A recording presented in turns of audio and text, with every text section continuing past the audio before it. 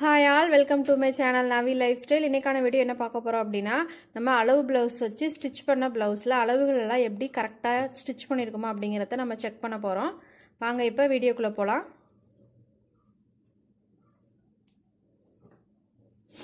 இந்த ப்ளவுஸ் வந்து நான் அளவு ப்ளவுஸ் வச்சு தான் ஸ்டிச் பண்ணேன். அளவு ப்ளவுஸ் வச்சு ஸ்டிச் பண்ணும்போது நீங்கள் அளவுகளெல்லாம் எவ்வளோதான் கரெக்டாக எடுத்து நம்ம ஸ்டிச் பண்ணாலும் லாஸ்ட்டு நம்ம ப்ளவுஸ் வந்து டெலிவரி பண்ணும்போது கரெக்டாக தான் ஸ்டிச் பண்ணியிருக்கீங்களா அப்படின்னு இப்போ ஒரு தடவை செக் பண்ணதுக்கப்புறம் நீங்கள் கொடுங்க. அப்படின்னா தான் ஃபிட்டிங் வந்துட்டு கரெக்டாக இருக்கும். நம்ம இப்போ ஃபஸ்ட்டு ஆம்ஹோல் அளவு வந்துட்டு கரெக்டாக ஸ்டிச் பண்ணியிருக்கோமா அப்படிங்கிறத செக் பண்ண போகிறோம். அதுக்கு ஃபஸ்ட்டு நீங்கள் ப்ளவுஸை உள்ளே கூடி எடுத்து போட்டுருங்க. எடுத்துகிட்டு அளவு ப்ளவுஸில் இந்த மாதிரி ஆம்ஹோல் ஸ்டிச் பண்ண இடத்துல பிடிச்சிக்கோங்க. ரெண்டு பக்கமும்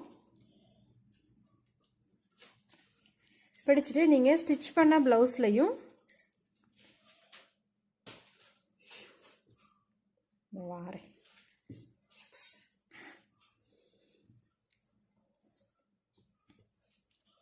நீங்கள் ஸ்டிச் பண்ண ப்ளவுஸில் இந்த மாதிரி ஆம்ஹோல் அளவு வந்துட்டு எடுத்துக்கோங்க. எடுத்துகிட்டு இந்த மாதிரி டைட்டாக பிடிச்சி இழுத்தீங்க அப்படின்னா நீங்கள் கரெக்டாக ஸ்டிச் பண்ணியிருக்கீங்களா அப்படிங்கிறது தெரியும். பாருங்கள், ரெண்டு ஸ்டிச்சுமே ஈவனாக இருக்குது ப்ளவுஸில். அப்போ இப்படி நீங்கள் செக் பண்ணாமல் கொடுத்துட்டீங்க அப்படின்னா ஒரு 1/4 இன்ச் டிஃப்ரெண்ட் இருந்தாலுமே ஆம்ஹோல் வந்துட்டு ரொம்ப பிடிப்பாக இருக்கும்.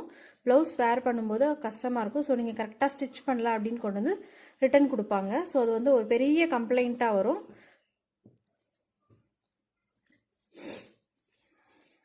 இப்போ நம்ம ஸ்லீவ் வந்துட்டு செக் பண்ண போகிறோம்.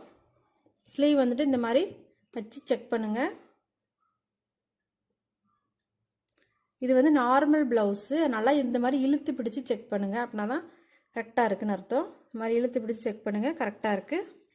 ஸோ நம்ம இப்போ ஸ்லீவ் வந்துட்டு செக் பண்ணியாச்சு. ஆம் ஹோல் வந்துட்டு செக் பண்ணிட்டோம். இப்போ இடுப்பு சுற்றளவு வந்துட்டு நம்ம செக் பண்ணணும். இடுப்பு சுற்றளவு செக் பண்ணுறதுக்கு இந்த மாதிரி வி பட்டி பக்கம் எடுத்துக்கோங்க. இதுலேயும் வி எடுத்துக்கோங்க. ரெண்டையும் சேமாக வச்சுட்டு இந்த மாதிரி ப்ளவுஸ் ஃபுல்லாக சேமாக எடுத்துருங்க.